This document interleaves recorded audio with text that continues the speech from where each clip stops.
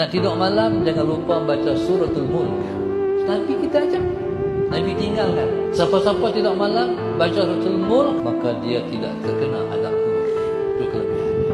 Dia panggil surah Al-Munjiyah, surah yang dapat menyelamatkan seseorang daripada azab kubur.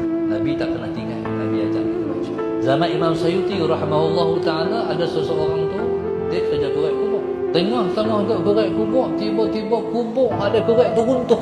Kubur sebelah runtuh. Tengok-tengok ada orang dalam kubur, duduk tahiyat, sedang membaca suratul Mulk dalam kubur.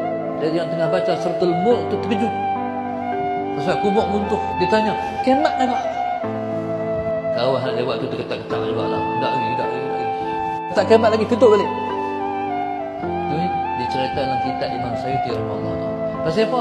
Orang ni orang yang tidak pernah meninggalkan membaca suratul Mulk ketika mana nak tidur.